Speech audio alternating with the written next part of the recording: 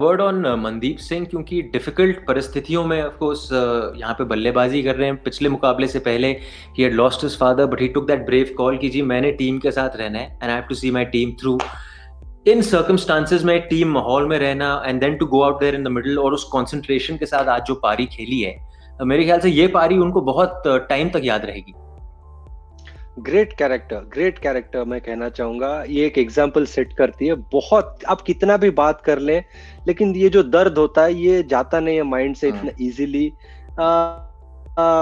इसको उन्होंने मतलब कुछ समय के लिए भुलाया, फिर अपने क्रिकेट में फोकस किया, रन्स बनाया। बहुत दर्शाता है कि कितने बैडली चाहते हैं कि वो अपने टीम के लिए कंट्रीब्यूट करें। और एक बड़ा उदाहरण भी उनके सामने है, अनिल कुंबले, जिनका जॉ टूट गया था वेस्ट इंडीज में, वो पट्टी बांध के आए। तो आपके सामने भी जब ऐसे बंदे रहते हैं ना, तो कहते हैं ना खरबूजा को देख के खरबूजा रंग बदलता है, तो वो हो जाता है। देखिए आपके कोच अगर इतना ब्रेव है और इस तरीके से हिंदुस्तान को जिताया उन्होंने बॉलिंग करते हुए, अगर आप उनको देखते हैं ना तो आप सोचते हैं कि अगर ये बंदा ऐसा कर सकता है तो मैं टीम के लिए कुछ ना कुछ तो करूंगा। और उन्हें ये भी लगा होगा कि अंदर ही अंदर वो सोच रहे हो कि मैं क्या करने से मेरे पिताजी को ज्यादा खुशी मिलती थी या उनकी आत्मा को शांति मिलती थी। वो यही सोच रहे हो कि उन्होंने मुझे खेलने के लिए फ्रीडम दिया, अब मुझे जब मौका मिल रहा है कुछ करने के लिए मेरे टीम के लिए, तो मैं अगर ये करूंगा तो कहीं ना कहीं उनको और खुशी मिलेगी, वो जहां पे भी होंगे। तो ये सब मिलके आता है।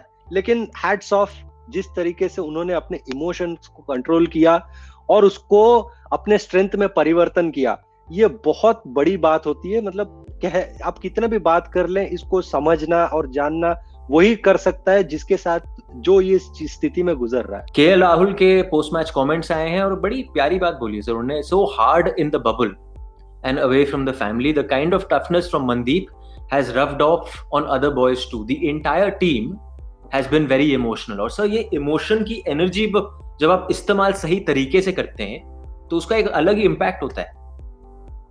एब्सोल्युटली। और हम माहौल की बात क्यों करते हैं, वो माहौल ही है ना बबल के अंदर। आई थिंक एनर्जी जो है, और कैरेक्टर, प्रज्ञान ने सही वर्ड यूज किया, टफ कैरेक्टर। और उनकी खेल में भी आप देखें इतने सालों से है, ऐसा नहीं है कि ये आज ही नए खिलाड़ी आए हैं, और कितने सालों से रेयरली आपको दिखेगा कोई खिलाड़ी 7-8 साल आईपीएल में रहा हो और फर्म ना हो गया हो अपनी जगह पे।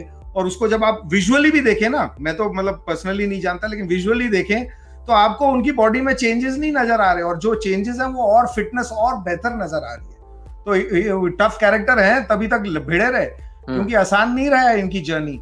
ये मोमेंट तो आसान नहीं है, और इसका कोई कंपैरिजन नहीं हो सकता जो ये मोमेंट से गुजर रहे हो।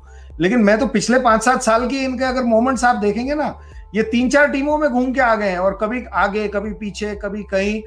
इन्होंने हार नहीं मानी, इन्होंने कभी ना आपने कहीं स्टेटमेंट देखी होगी मुझे मौका नहीं मिलता, मुझे ये नहीं मिलता।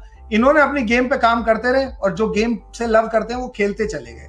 तो ये एक टफ कैरेक्टर दिखाया। और वो जब ये इंसिडेंट हुआ जिसकी वो बात कर रहे हैं, और उसके बाद वो फिर देखता है ना आदमी, बाकी जो लोग टीम में होंगे वो देख रहे होंगे, अरे यार ये आदमी प्रैक्टिस में अभी भी उतना ही जोर लगा रहा है, इसके साथ ये हुआ है कल या कुछ हुआ है, तो बाकियों को इंस्पिरेशन मिलती है। या फिर कोई बेशरम हो तो वो बेशरम होके कम से कम ठीक हो जाएगा ये देख के कि यार मैं ये सोच रहा था लेकिन इसको देखो।